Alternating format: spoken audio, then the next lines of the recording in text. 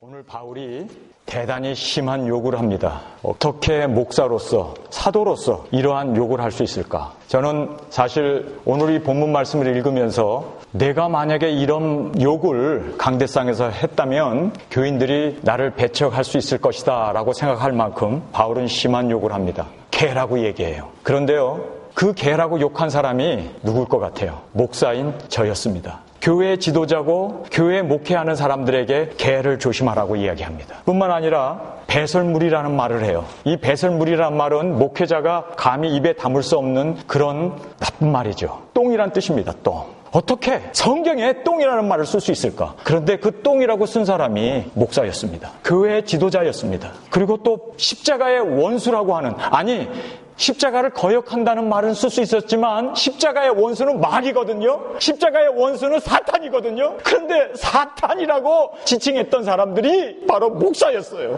교회 지도자였습니다.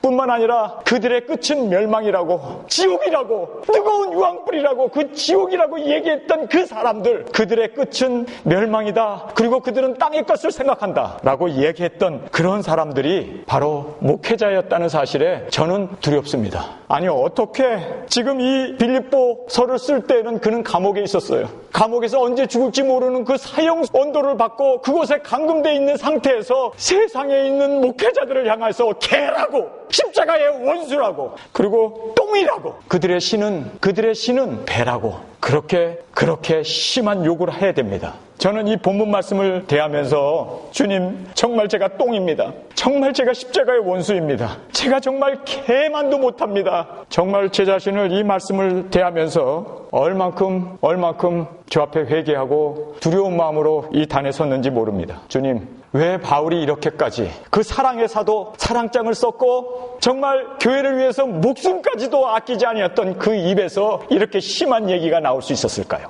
여러분, 한국 교회의 현실을 보면서 많은 사람들이 이제는 세상에 근심을 합니다. 한국 교회에 문제가 있다. 왜 이렇게 되어져야 하는가? 한국 교회에 대해서 모든 사람들이 한숨을 내쉽니다. 개독교라는 소리를 듣습니다. 그런데요, 한국 교회의 문제는 목회자의 문제였습니다. 목회자가 교회의 제왕이 되어가지고, 자기가 왕이 되어가지고, 목사에게 충성하는 것이 하나님께 충성한다. 목사에게 잘하는 것이 예수님에게 잘하고 하나님에게 잘하는 것이다. 그렇게 외쳐대면서 목사들이 교인들을 잡아먹고 그렇게 유리하게 하는 그러한 어처구니 없는 것을 보게 됩니다. 이스라엘 왕 하나가 잘못되면 온 이스라엘 백성은 다 멸망하고 타락의 길로, 왕 하나가 우상 숭배를 하게 되면 온 국가가 다 우상으로 팽배했습니다. 왕 하나가 정말 주님 앞에 신실한 종으로 주 앞에 세워지게 되면 온 이스라엘이 개혁이 일어나고 주님 앞으로 귀일하게 되었습니다. 지금 목사의 그 가정을 확대해서 보면 바로 그것이 교회의 모습이고, 교회의 모습을 확대해 보면 그것이 곧 한국 사회의 모습이고, 그 한국 사회의 모습을 확대해 보면 그것이 곧 세계의 모습이라는 것을 우리는 알게 됩니다. 결국은 목회자가 모든 책임을 져야 되고, 목회자가 주 앞에 올바로 세워지지 않으면 한국 교회는 희망이 없고, 목회자가 주 앞에 정말 무릎 꿇고 회개하고 주 앞에, 주님, 나는 개입니다. 나는 똥입니다. 나는 십자가의 원수입니다. 나의 끝은 멸망입니다. 주님, 나는 정말 배를 쫓아가고 먹는 것 쫓아가고 탐욕과 욕심에 사로잡혀 있었습니다. 정말 목회자가 회개하고 돌아오지 않으면 한국 교회는, 전 세계의 교회는 소망이 없습니다. 오늘 우리가 이 바울의 이렇게 마음 상하면서까지 욕을 하는 이 모습을 대하면서 정말 우리는 경각심을 가져야 합니다. 여러분이 학교를 다니고 교회를 다니고 이 세상에 여러분의 스승, 목회자들을, 여러분이 그들을 통해서 교육도 받고 훈련도 받고 지금까지 여러분이 학교 생활과 교회 생활을 해왔습니다. 여러분이 눈을 감고 한번 조용히 생각해 보면요, 거기에는 좋은 선생이 있었고 나쁜 선생이 있었습니다. 좋은 목회자가 있었고 나쁜 목회자가 있었습니다. 여러분, 좋은 선생님이란 어떤 사람일까요? 좋은 선생님은요, 교과서대로 가리키는 사람입니다. 하나님의 주의 종은 자기 얘기하면 안 돼요. 자기 주관 얘기하면 안 돼요. 자기 철학 얘기하면 안 돼요. 자기의 어떤 자랑이나 자기의 어떤 이념이나 자기의 가치관을 얘기하면 안 되고, 하나님의 말씀을 전하는 것이 가장 좋은 선생이고 가장 좋은 목회자라는 것을 여러분 알아야 됩니다. 하나님의 말씀에 생명을 거는 사람. 여러분이 학교를 다니면서요, 훌륭한 선생은요, 교과서대로 가르치는 사람이에요. 자기 얘기하지 아니하고 시간 대충 때우려고 하는 사람이 아니라 교과서를 그대로 바로 가리키려고 노력하는 사람, 그 사람은요 좋은 선생님입니다. 좋은 목회자입니다. 두 번째로 좋은 선생님은요 교과서대로 가리키는 사람보다 한 단계 더 윗 단계예요. 그것은 자기가 그 교과서를 이해하고 이 하나님의 말씀을 이해하고 그것을 가리키기 위해서 발버둥 치는 사람이에요. 그래서 어떻게 하면 학생들이 이해할 수 있을까? 어떻게 하면 교인들이 깨달을 수 있을까? 그것 때문에 정말 노력하고 준비하고 또 준비하고 학습 교재를 또 생각하고 그래서 학생들에게 그것을 이해시키기 위해서 발버둥 치는 사람, 그런 사람이 좋은 선생이에요. 교과서대로 가르치는 것도 좋지만 한 단계 위죠. 왜냐하면 그 교과서를 자기가 이해하고 학생들에게 가르치기 위해서 발버둥 치고 학습을 훈련하고 연습하고 또 연구하고 또 연구하고 해서 가르치는 사람입니다. 좋은 목회자란 다른 것이 아닙니다. 하나님의 말씀을 전하기 위해서 연구하고 기도하고 또 말씀 묵상하고 그리고 전념해서 하나님 말씀을 전하는 사람, 그 사람이요 정말 훌륭한 목회자고 훌륭한 교사입니다. 그러나 그것으로 끝나면 안 돼요. 다음 단계가 있습니다. 본을 보이는 사람입니다. 삶을 통해서. 여러분, 의사는요 병만 잘 고치면 돼요. 그가 이혼을 했던, 자식이 엉망이던, 사회적으로 도덕적으로 문제가 있던 없던, 인격적으로 결함이 있던 없던, 병만 잘 고치면은 의사로서 자격이 있는 거예요. 교수는요 잘만 가르치면 돼요. 그의 삶이 바람을 피던 사기를 치던 관계없이. 그러나 여러분 꼭 깨달으십시오. 목회자는 삶의 본을 보이지 않은 사람은 목회를 하면 안 돼요. 왜냐하면 목회자에 대해서 존경의 마음을 잃게 되면 하나님의 말씀에 그 존귀함을 잃어버리게 돼요. 목회자가 엉터리로 살게 되면요, 나 하나 엉터리로 살았기 때문에 하나님의 말씀이 업신여김을 당하게 되고 하나님의 말씀이 정말 존귀히 돼야 되는데, 제가 입은 이 양복, 이 넥타이 1년 내내 안 바꾸는 거 아시죠? 1년 되면 바꿔요. 1년 동안 똑같은 넥타이 메고 똑같은 옷을 입습니다. 왜 그런지 아세요? 하나님의 말씀만이 온전하게 여기에서 말씀되어지고 여기에서 하나님 말씀만이 온전히 집중할 수 있고 예수님만이 우리 가운데 영광 받게 하기 위해서 어떻게 하면 나는 낮아질까? 어떻게 하면 나는 없어질까? 거기에 제가 관심을 갖고 있는 거예요. 넥타이가 바뀌었다. 만약에 여러분이 넥타이 선물한 것을 내가 그 넥타이를 꼈다. 내가 선물한 거 목사님 넥타이 꼈네. 그 넥타이 쳐다보느라고 말씀에 집중하지 못할까봐 제가 패션이 바뀌고 옷이 바뀌고 제가 입은 옷들이 바뀌어가지고 목사님의 그 패션을 보면서 하나님의 말씀을 가르칠까봐 저는 정말 그것 때문에 발버둥 치면서 똑같은 옷, 똑같은 넥타이, 똑같은 헤어스타일을 가지고 계속 하나님의 말씀을 전하려고 하는 그 의중이 무엇인지 아십니까? 여러분 그걸 아세요? 우리가 이 세상에 살면서 자기 과시하기도 쉽고 높아지기도 쉽고 다른 사람들이 칭찬해주면 거기에 자기도 모르게 올라가기 쉬워요. 하나님께서 저에게 오늘 머리가 핑핑 돌아가지고 나 설교 못하겠구나 이렇게 그냥 세상에 도는데 어떻게 단에 서서 하나님의 말씀을 전할까? 하나님께서 왜 저에게 그렇게 건강에 채찍을 드셨을까요? 효성아, 너가 설교하는 거 아니란다. 너의 건강 가지고, 너의 지식 가지고, 너의 체험 가지고, 너의 인생관 가지고 그렇게 전하는 것이 하나님의 말씀이 아니고, 하나님의 말씀이 하나님 말씀 되기 위해서 내 자신은 완전히 낮아지고 나 자신은 완전히 비우는 그러한 삶이 이루어져야 된단다. 저는 그것을 오늘 아침에도 깨닫고, 오늘 주님 저에게 이렇게 왜 내게 이런 일이 일어나는지는 모르지만 하나님께 감사하게 됩니다. 정말 제가 여러분에게 간절히 말씀드리고자 하는 내용은 나의 삶에 십자가가 있지 아니하고는 부활의 생명이 없다는 것입니다. 그래서 좋은 선생님은 자기 멋대로 가르치는 사람이 아니라 교과서대로 가르치고, 그리고 이 교과서를 자기가 이해하고 이것을 학생들에게 가르치기 위해서 발버둥 치고, 뿐만 아니라 삶의 본을 보이는 사람입니다. 이거 쉬운 일 아니에요. 의사들도 그저 병만 잘 고치면 되고 교수는 학생만 잘 가르치면 돼요. 그러나 목사는 그게 아닙니다. 목사는 삶의 본을 보여야 돼요. 정말 자기 자신이 하나님 말씀대로 살지 않고 가정이 하나님의 말씀으로 세워지고 자녀들이 하나님 말씀으로 세워지지 않으면서 단에서 외치는 그 모든 것은요 다 외식이고 다 허식이고 다 그것은 주님께서 받으실 수 없는. 그래서 목회자는요 본을 보일 수 있어야 합니다. 자기가 말씀을 가르친 대로 그렇게 교인들로 하여금 따라오고 그 말씀에 순종하고 살 수 있도록 본을 보여야 합니다. 목회자가 본을 보이지 못한다면 우리는 어디서 예수님의 본을 배울 수 있겠습니까? 오늘 이 본문 말씀 보면 바울이 너희는 나를 본받는 자가 되라고 17절에 말씀하고 있습니다. 형제들아 너희는 함께 나를 본받으라. 그런데 이 본받으라고 하는 이 말씀이 여러분 그 윗절에서 보게 되면은요, 내가 그리스도의 죽으심을 본받은 것처럼 너희는 나를 본받는 자가 되라고 말씀하고 있는 것입니다. 그런데요, 너무너무 중요한 이야기가 여기서 나와요. 이거는 핵심적인 이야기이기 때문에 제가 여러분에게 먼저 말씀을 드리겠습니다. 17절에 보면은 형제들아 너희는 함께 나를 본받으라. 함께 모든 성도들, 이 빌립보 교회의 교인들뿐만 아니라 전 세계에 있는 모든 사람들이 함께 나를 본받으라. 또 우리로 본을 삼은 것 같이 그대로 행하는 자들을 보이라. 여러분, 바울이 예수님을 본받았어요. 그래서 예수님의 그 본을 따라 살았는데 그 본을 받아 산 사람들처럼 그의 제자들이, 그 밑에 있는 교인들이 목사의 본을 받아서 그들도 또 예수님을 본받는 삶이 재생되어지고 나타날 수 있기를, 그래서 성경에 우리로 본을 삼은 것 같이 그대로 행하는 자를 보이라고 이야기하는 거예요. 여러분, 저를 보세요. 저의 모습은 바로 여러분의 모습입니다. 우리 예일교의 모습은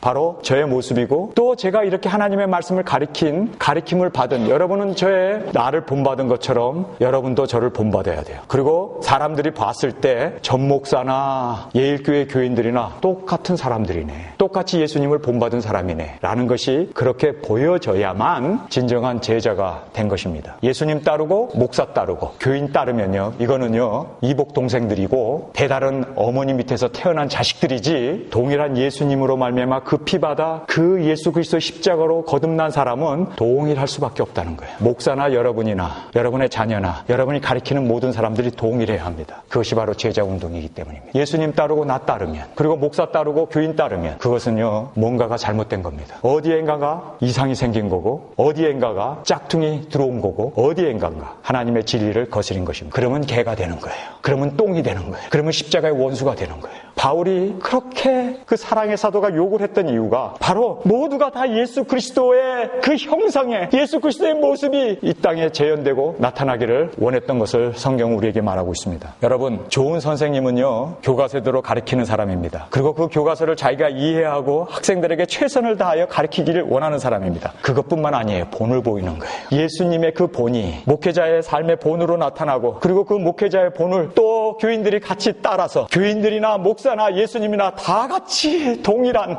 십자가를 지는 그러한 아름다운 그리스도의 죽으심을 본받아 사는 삶을 나타내야 한다는 것입니다. 여기에서 끝나면 안 돼요. 본을 보이는 거로 끝나면 안 됩니다. 한 단계 더 나아가서 감동을 주는 선생님이 돼야 돼요. 감동을 주는. 여러분, 저는 목회를 해요. 지금 30년 동안 목회를 했습니다. 그런데요, 제가 교인들에게 감동을 주지 못했다면 저는 목회에 실패한 사람입니다. 여러분, 이 감동이라는 것이 뭡니까? 이 감동이라는 것은 성령님의 역사예요. 성령님은 감동을 주시는 분이에요. 근데 성령님이 감동을 주시는데 무엇 가지고 감동을 주십니까? 십자가, 예수 그리스도의 그 고난당하심이 우리에게 감동으로 와야 돼요. 그런데요, 참 안타까운 사실은요, 제가 여러분들에게 감동을 주고 싶어요. 그래서 제가 여러분들에게 설교 가운데 제가 여러분 사랑하는 거 아시죠? 얼마나 많이 묻습니까? 제가 여러분을 위해서 모든 것 희생할 거 아시죠? 얼마나 제가 여러분에게 묻습니까? 그리고 제가 여러분을 위해서 날마다 기도하고 날마다 우리 교인들을 붙잡고 안타까워하면서 염려하고 기도하면서 그렇게 하나님 앞에 나가는 것 아시죠? 모든 사람들이 안다는 거예요. 그런데요, 감동이 되지 못해요. 왜 그렇습니까? 왜 감동이 되지 못합니까? 십자가가 없기 때문이에요.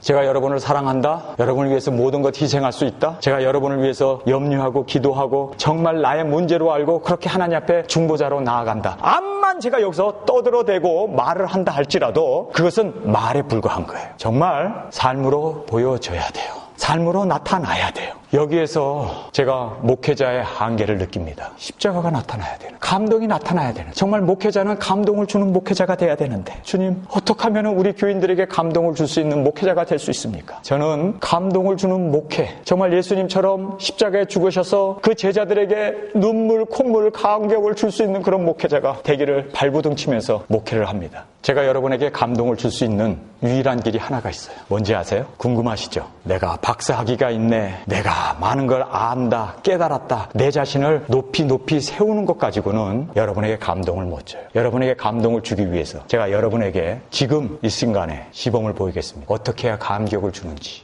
말 1000마디가 필요 없어요. 삶으로 낮아지고 여러분의 종이 되고 여러분을 섬기고 한나의 절이 말 수천 마디 하는 거. 내가 여러분 사랑하죠? 내가 여러분을 위해서 기도하죠? 이것보다도요, 정말 목회자 한 사람이 낮아져서 십자가에 죽는 그 자리까지 내려가는 그 일이 있지 않고는 여러분에게 감동을 줄 수 없다는 것입니다. 오늘 이 본문 말씀의 핵심을 우리가 보게 됩니다. 여러분 성경을 한번 보시기 바랍니다. 10절입니다. 내가 그리스도와 그 부활의 권능과 그 고난의 참여함을 알리하여 그의 죽으심을 본받아. 여러분, 예수님을 알고 싶으십니까? 그리스도를 알고 싶습니까? 그분을 정말 깊이 있게 깨닫고 싶습니까? 여러분, 진정한 삶의 변화는 그분을 아는 것인데, 그분을 아는 것은 성경을 읽는다고 되는 게 아니고 기도를 한다고 되는 것이 아닙니다. 여러분, 그분을 정말 알고 싶습니까? 그리스도를 알고 싶습니까? 오늘 이 성경에 보니까요, 여러분 성경을 보세요. 10절에 내가 그리스도와, 한국 성경에는 그리스도라고 되어 있어요. 그런데요,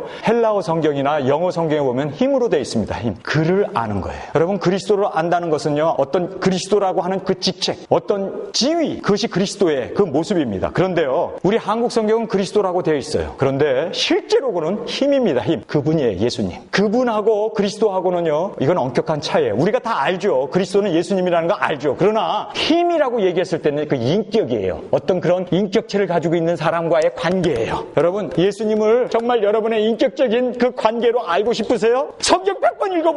알게 되는가? 기도를 정말 40일 금식해보세요. 그렇다고 알게 되는가? 아니에요. 여러분, 예수님을 정말 알고 싶으세요? 그분을 정말 인격적인 만남으로, 그 교제로 나가고 싶으세요? 다른 것 없어요. 바울은 뭐라고 그러는지 아세요? 놀라운 얘기를 하고 있습니다. My goal is knowing Him 이라고 얘기해요. 내 인생의 목표는, 내 인생의 최고의 고귀한 것은 예수 그리스도, 예수님을, 그분을 아는 겁니다 라고 얘기하는데, 어떻게 알 수 있습니까? 어떻게? How? 어떻게 알 수 있습니까? 성경 읽어야 합니까? 기도해야 합니까? 금식해야 합니까? 어떻게 예수님을 알 수 있습니까? 예수님 알고 싶은데, 여러분 예수님 알고 싶지 않아요? 정말 그분이 너무너무 고상하기 때문에 모든 것을 배설물로 여길 수 있을 만큼 예수 그리스도를 아는 것이 고상한데, 가장 귀한데, 그분을 여러분 어떻게 아시겠냐고요? 어떻게 아시겠어요? 바울은요, 아는 방법을 오늘 본문에서 말씀을 하시는데, 성경을 읽는다고 아는 게 아니라, 기도를 한다고 아는 게 아니라, 묵상을 하고 묵상을 하고 그래서 아는 게 아니에요. 그 예수님을, 그분을 아는 유일한 길은요, 그의 죽으심을 본받아라고 얘기하고 있어요. 여러분, 정말 예수님을 알고 싶으세요? 그의 죽으심을 본받는 거예요. 여러분이 정말 죽음의 자리에 내려가야 돼요. 종이 되어야 돼요. 내려가야 돼요. 정말 십자가에서 죽는 그 일을 바울이 그의 죽으심을 본받아라고 얘기하고 있습니다. 여기에서 바울이 유명한 얘기를 하나 하죠. 그것이 뭐냐면, 그리스도를 본받는다라고 하는 이 말, 영어로 보면 being conformed to his death이라고 영어로 돼 있어요. 신약 성경에 딱 한 번 나오는 단어인데, 바로 그 단어가 심모르 피조라고 하는 단어예요. 심모르 피조라는 뜻은 단 1의 성경에 사용됐지만 너무너무 중요한 얘기예요. 여러분이 예수님을 알고 싶으세요? 정말 예수님을 알고 싶으세요? 십자가를 지면 예수님을 알게 된다는 거예요. 암만 머릿속으로 예수님을 안다, 성경 읽으면 머릿속으로 이해되는 거죠. 왜냐하면 글자로 돼 있고 이성적으로 아는 거예요. 그리고 또 성령님께서 감동으로 우리 가슴에 와 닿게 해주시죠. 이 말씀을 읽을 때 성령으로 씌어진 거기 때문에 우리가 감동으로 와 있습니다. 그러나 정말 예수님을 아는 방법은요, 그의 죽으심을 본받는 길뿐이에요. 많은 교회에서 문제가 여기에 있었던 거예요. 이성적으로 알죠. 마음속으로 감동으로 깨닫는 걸로 끝나죠. 그러나 정말 우리가 예수님을 아는 거는요, 예수님의 손과 발이 되어서 사람들을 섬기고 사람들을 위하여 기도하고 예수님처럼 십자가에서 죽는 그의 죽으심을 본받는 길 외에는 예수님을 알 수 있는 길은 없습니다. 바울이 지금 그 얘기를 하고 있습니다. 그래서요, 여러분 가정생활이 뭐라고 생각하십니까? 예수님의 죽으심을 본받아, 그것이 여러분의 육체 가운데 십자가가 가정 안에 세워지는 거예요. 그것이 가정의 목적입니다. 여러분, 교회의 목적이 뭔지 아세요? 날마다 내가 그리스도를 본받아 죽는 그 일을 통해서 생명이 나타나고 예수 그리스도의 그 부활의 능력이 나타나는 그것을 위해서 목사도 죽는 거예요. 교회 장로님도 집사님도 권사님도 죽는 거예요. 그 죽을 때 그 예수 그리스도의 부활의 능력이, 그분이 나타나요. 그분이. 그런데 많은 사람들이 죽지 않으려고 발버둥 치면서 그리스도의 생명이 나타나기를, 그러니까 안 나타나는 거예요. 그러니까 교회가 드라이 된 거예요. 그러니까 교회가 똥이 돼버리는 거고, 그래서 개처럼 욕을 먹는 거예요. 여러분, 십자가를 지는, 십자가가 없으면 교회가 아닙니다. 가정이 아닙니다. 목회란 바로 이 십자가를 재현하는 자리입니다. 가정이란 바로 이 십자가를 나를 위하여 죽어주신 예수 그리스도의 그 죽으심이 드러나고 나타나는 것입니다. 그것이 안 나타나면 바울은 개들을 조심하라고 그러고 십자가의 원수라고 그러고 그들의 마침은 멸망이라고 그러고 뿐만 아니라 배설물이라고 땅의 일을 생각하는 자라고 심한 욕을 해야 되는 것입니다. 예수님 알고 싶으세요? 그의 죽으심을 본받아야 돼요. 여기서 이 본받는다는 말이 being이라고 하는 말을 쓰고 있어요. 여러분이 십자가 그의 죽으심을 본받아 내려가는 거예요. 죽는 거예요. 자기 자신이 한 알의 미랄이 되는 거예요. 떨어지는 거예요. 그러므로 말미암아 세상에 생명이 나타나고 부활의 능력이 나타나고 예수 그리스도의 사랑이 드러나게 되는 그것이 바로 교회입니다. 매주 예배가 이렇게 되어야 하고 그래서 날마다 우리는 죽노라. 누구든지 나를 따르려거든 자기 자신을 부인하고 십자가를 지고 나를 쫓을 것이니라. 그래서 예수님께서도 이 십자가 이 죽는 이 일을 날마다 그의 삶 가운데 이루시면서 살았던 것입니다. 그 다음에 놀라운 이야기를 또 10절에서 우리에게 말해주고 있습니다. 내가 그리스도와 그 부활의 권능, 여러분 부활의 권능, 죽은 자가 살아나는 그 부활의 권능, 여러분 정말 그 부활의 권능을 알고 싶습니까? 정말 죽은 자가 살아난다는 그 권능, 예수님이 죽음에서 부활하셔서 하늘과 땅의 모든 권세를 잡으시고 이제는 하나님의 우편 보좌에 앉아 계신 그 예수 그리스도의 부활을 여러분 정말 믿으십니까? 그거를 정말 머릿속으로 믿자가 아니라 정말 믿는다면 죽을 수 있어야 돼요. 그의 죽으심을 본받아야 되는 거예요. 믿기 때문에 총칼이 와도 내가 죽어도 천국에서 눈을 뜰 수 있고 살 수 있다는 것을 믿는 거예요. 순교자의 삶을 살 수가 있는 것입니다. 여러분 오늘이 주시는 이 말씀이 너무너무 귀한 말씀이에요. 부활의 권능을 알고 싶으세요? 그러면 그의 죽으심을 본받아 죽는 길 외에는 그리스도의 능력을 알 수 있는 길이 없다는 거예요. Power of Resurrection을 알고 싶은 사람은요 오늘도 죽어야 돼요. Power of Resurrection 정말 죽음을 뛰어넘는 그 위대한 예수 그리스도의 부활을 믿는 사람이라면 죽어야 돼요. 그의 죽으심을 본받아 죽지 아니하면 부활의 권능은 나타나지 않습니다. 여러분 이 세상에 우리가 살면서 얼마나 우리가 이 세상에 죄악을 보게 됩니까? 사람을 만나갖고 서로 얘기하다 보면은 교회에 대한 비리들도 나오고 사람들에 대한 그 여러 가지 그런 혼잡한 이야기, 시체 썩는 냄새들이 막 나잖아요. 그럴 때 여러분 어떻게 하겠어요? 거기에서 죽는 겁니다. 거기서 죽는다는 게 뭡니까? 거기에서 여러분이 회개하고 내가 바로 그런 죄인입니다. 나로 말미암아 세상이 혼탁하게 되었습니다. 내가 정말 비리를 일으키는 장본인이었습니다. 그리고 그 죄를 담당하고 그래 내가 잘못했다 용서해다오. 그리고 자기의 죄를 차복하고 정말 죽는 그 자리가 일어나게 되면 거기에서 부활의 생명이 나타나요. 그 예수 그리스도의 Power of Resurrection 부활의 그 능력이 나타나게 된다는 것입니다. 근데 사람들이 안 죽으려고 그래요. 서로 손가락질하고 정말 이러쿵 저러쿵 죽으려고 하질 않는 거예요. 그래서 부활의 생명이 안 나타나는 겁니다. 다음에 우리에게 또 세 번째 10절에 말씀해주고 있습니다. 그 고난에 참여함을 알려하여. 여기서 이 참여라는 말이 나와요. 펠로십이란 뜻입니다. 여러분 정말 그 예수님의 그 고난, 옆구리에 창을 찔리시고 양손에 못을 박히시고 발에 못을 박혀서 머리에 가시관을 쓰시고 그 쓰라린 십자가에서 죽어가는 그 예수님의 그 아픔, 고난에 참여함을 알고 싶으세요? 그러면요 그 방법은요 여러분이 그의 죽으심을 본받아 죽는 길 뿐입니다. 죽는 그 길을 통해서 예수님의 그 고난, 그 예수님과의 깊은 펠로십, 교제, 예수님과의 친밀한 그 친밀함을 얻게 된다는 거예요. 왜 목사들이, 왜 교인들이 교회에 와가지고도 감동이 없을까요? 왜 여기 와가지고도 예수님이 나타나지 않을까요? 왜 부활의 능력이 나타나지 않을까요? 왜 그리스도와의 깊은 그 고통을 같이 나누고 아픔을 같이 나눴던 그 펠로십이 없을까요? 그 친교가 없을까요? 거기에는요 그의 죽으심을 본받지 않았기 때문입니다. 그의 죽으심을 본받으면 예수님을 알 수가 있게 돼요. 뿐만 아니라 부활의 능력도 알게 돼요. 뿐만 아니라 예수 그리스도와 깊은 사랑의 관계, 그 교제를 체험하게 돼요. 그래서요 그리스도를 본받는다는 것이 얼마나 축복 중에 축복인지 몰라요. 정말 이것이 축복입니다. 그리스도를 본받아 죽는 거예요. 그리스도를 본받아 사는 거예요. 그리스도를 본받아 날마다 내 자신을 처복중. 이거야말로 복 중에 복이고 이거야말로 예수님을 알 수 있고 부활의 능력을 알 수 있고 예수님과의 깊은 교제로 나아가게 하는 거예요. 이 축복을 저와 여러분이 누리시기를 주님의 이름으로 축원합니다. 그런데 바울이 11절에 이렇게 이야기합니다. 어찌하든지 죽은 자 가운데서 부활에 이르려 한다. 이 말은요 바울이 죽은 후에 그 무덤에서 부활하겠다는 의미가 아니에요. 이거는 현재형으로 되어 있고 지금이라고 하는 현재의 모습입니다. 그가 아직 죽지 않았어요. 죽지도 않았는데 거기서 어떻게 죽은 자 가운데서 부활에 이르려고 한다. 바울은요 이 믿음으로 살았어요. 지금 내가 그리스도와 함께 십자가에 못 박혀 죽으면 이제는 내가 사는 게 아니요 내 안에 그리스도가 사시고 그리스도의 생명으로 나타나고. 여러분 남편을 예수 믿기 재밌게 하고 싶으세요? 그러면 죽으시면 돼요. 여러분이 예수 그리스도를 본받아 죽으면 생명이 나타나요. 죽으면 그리스도의 깊은 교제와 사랑이 나타나요. 예수 그리스도와 함께 이 시간에 여러분이 죽으면, 이 시간에 여러분이 예수 그리스도를 본받아 살면 여기에 생명이, 여기에 부활의 능력이, 여기에 그리스도의 깊은 교제가 튀어나오게 된다는 것입니다. 어찌하든지 죽는 그 일을 통해서 바울이 이야기한 이대로 정말 죽은 자 가운데서 부활의 생명이 나타나는 거예요.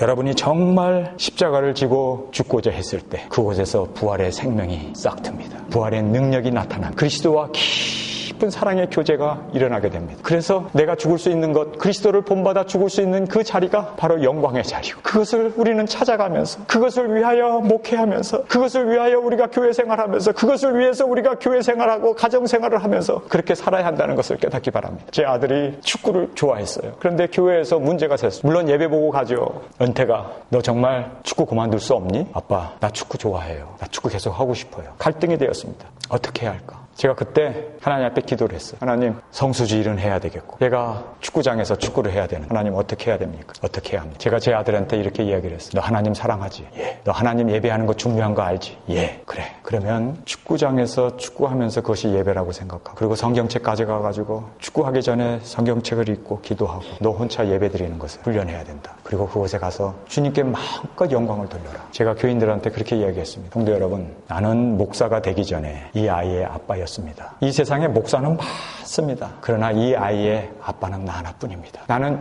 하나뿐인 아버지이기 때문에 우리 아들을 보호해야 되고 사랑해야 합니다. 얘가 정말 신앙으로 잘못 간다면 그것은 아빠의 전적인 책임이지만, 그러나 주님께서 이 아이를 지켜주시고 보호해 주실 줄 믿습니다. 저는 이 아이의 아빠로서 가장 올바른 선택을 하겠습니다. 그 일이 있고 나서요, 저 아들하고 저는 하나가 되었습니다. 제 아들은요, 이 세상에서 저를 제일 존경합니다. 저는 제 아들을 얻었습니다. 여러분, 목회는 주님의 십자가가 재현되는 곳이 되어야 돼요. 이곳이. 그래서 그의 죽으심을 본받아 어찌하든지 죽은 자 가운데서 부활에 이르려고 하는. 그래서 교회 가정에 문제가 생기면은, 내가 죽어야 할 때가 되었구나. 내가 여기서 그리스도를 본받아 죽게 되면 그리스도의 부활의 생명이 나타나게 되고 그 능력이 나타나게 되고, 내가 여기서 죽게 되면 그리스도의 깊은 교제가, 그 생명력이, 그분을 안고 그분과의 깊은 교제가 이루어지게 된다는 것을 깊이 깨닫게 됩니다. 12절에 이렇게 바울은 얘기합니다. 내가 이미 얻었다 함도 아니요 온전히 이루었다 함도 아니라 오직 내가 그리스도 예수께 잡힌 바 된 그것을 잡으려고 쫓아간다는 거예요. 이 세상은요, 두 가지 종류의 사람이 있습니다. 예수 그리스도에게 잡힌 바 된 그 잡힌 것을 세상에 나타내기 위해서 발부둥 치면서 사는 사람이 있고, 아니면 예수 그리스도에게 붙잡히기 위해서 구원받지 못하고 아직도 영생받지 못하고 아직도 상급도 없지만 상급받기 위해서 발부둥 치면서 높아지려고 하는 사람이 있어요. 여러분, 정말 구원받은 사람, 내가 그리스도 안에서 정말 거듭나고 예수 그리스도로 말미암아 하나님의 자녀가 되고 하나님의 놀라운 축복을 받고 하나님의 놀라운 그 생명을 얻은 사람은 이제는요, 이 세상에 사는 이유는 단 하나예요. 어떻게 하면 이 생명을 나타낼까? 어떻게 하면 예수 그리스도의 이 은혜와 이 사랑을 나타내기 위해서 발부둥치면서 살아요. 그렇기 때문에 죽기를 원해요. 그렇기 때문에 죽는 자리는 그가 영광을 받는 자리고, 죽는 자리는 정말 주님께서 나타나는 자리고, 부활의 생명이, 그리고 예수 그리스도의 깊은 교제의 삶이 일어나는 자리예요. 정말 그리스도 안에서 내가 붙잡힌 것, 내가 하나님의 자녀가 되고 예수 그리스도로 말미암아 내가 의롭게 되고 믿음으로 말미암아 난 그 의를 믿는 사람은 절대로 세상에서 잘 되려고 하지 않아요. 세상에서 오히려 낮아지고 오히려 내려놓고 오히려 죽으려고 하고 오히려 하나님의 미련에 대해서 땅에 떨어져 죽으려고 하지. 여러분, 이 본문 말씀을 보세요. 바울이 이런 얘기를 합니다.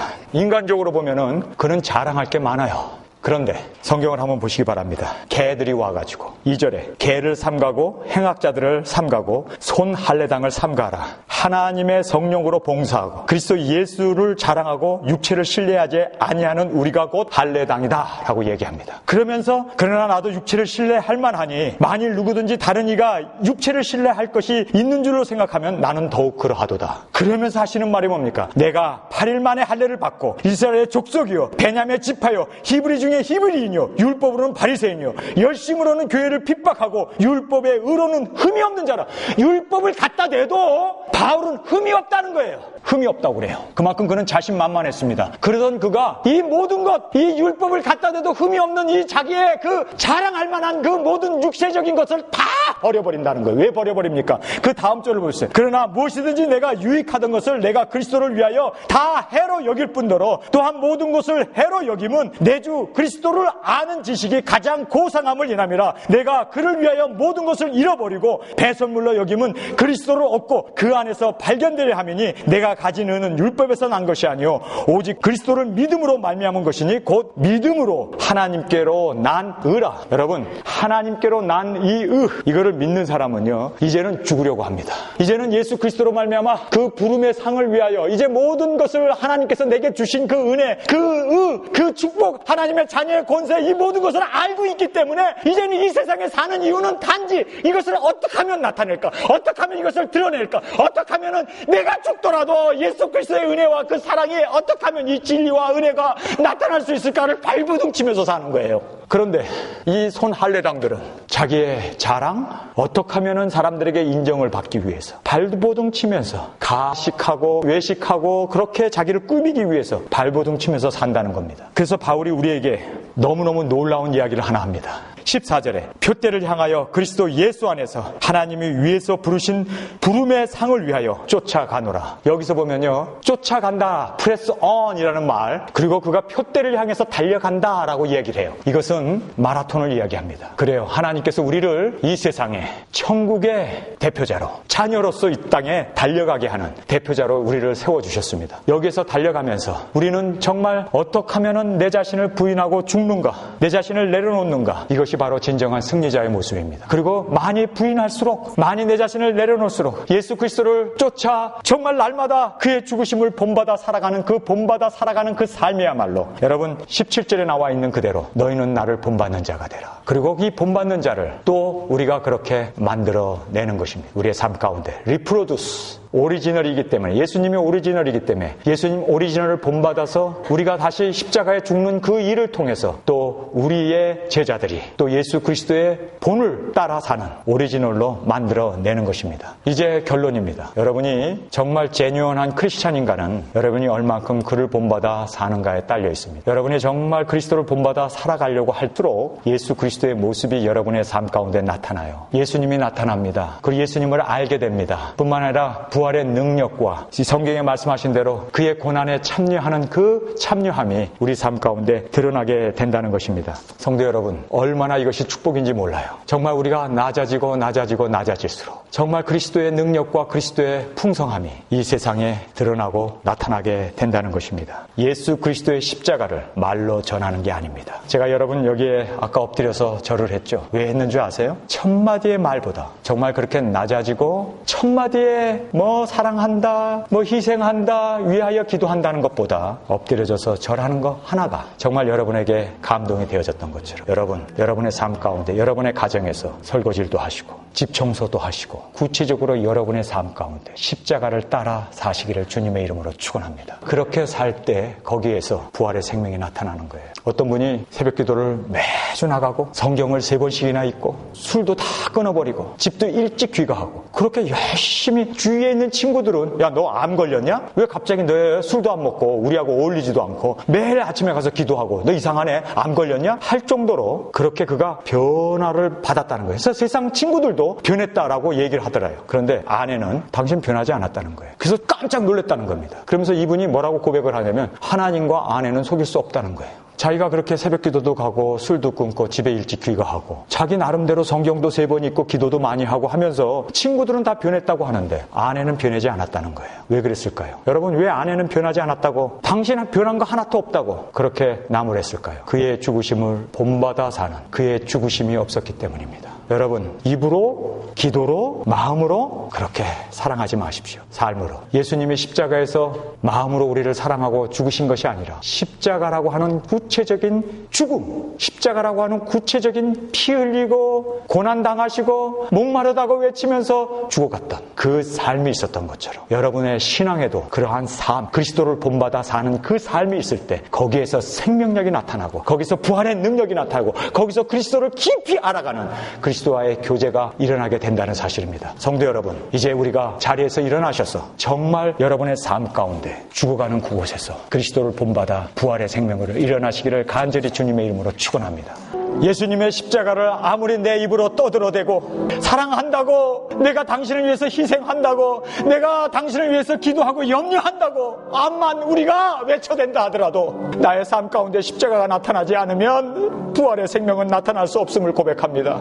주님, 이제 내가 있는 그곳에서 그리스도를 본받아 죽기를 원합니다. 그래야만 예수님의 생명이 나타나고 그리스도의 부활의 능력이 나타나고 그래야만 거기에 진정한 그리스도와의 교제가 이루어짐을 고백합니다. 주여, 우리가 얼마나 입으로만, 우리가 얼마나 정말 사람들에게 현혹된 말로만 사랑을 했는지요. 하나님의 나라는 입에 있지 아니하고 능력에 있다고 했는데 우리의 삶이 진정으로 보여지고 나타나고 내 삶 가운데 십자가를 지고 그를 본받아 죽는 그러한 아버지 하나님 십자가의 삶이 얼마나 있었는지요. 오늘 이 시간에 주님의 부활이, 주님의 능력이, 주님과의 깊은 교제와 그 생명이 나타나기 위해서 오늘 내가 십자가를 지겠습니다. 그리스도를 본받아, 그의 죽으심을 본받아 그렇게 사는 우리의 삶이 되기를 소원합니다. 하나님, 부활을 믿기에, 주님이 승천하셔서 하나님의 보좌에 앉아 계신 것을 믿기에 우리도 즐겨 주님처럼 십자가를 지며 살아가는 우리 교우들, 우리의 삶이 되어지기를 소원합니다. 이제는 우리 주 예수 그리스도의 은혜와 아버지의 사랑하심과 성령님의 감동 감화 역사하심이 오늘 말씀을 받고 정말 우리의 육신을 신뢰할 것이 아니라 내 육신을 오히려 내려놓고 내 자신이 낮아지고 하늘의 미랄이 되어 땅에 떨어져 죽는 그 일을 통하여 십자가의 능력과 부활의 능력과 그리고 예수 그리스도를 아는 그 생명의 교제가 불일 듯 일어나기를 원하는 우리 예일교회 교우들, 그 가정 위에 지금부터 영원히 함께 하시기를 예수님의 이름으로 간절히 축원하옵나이다.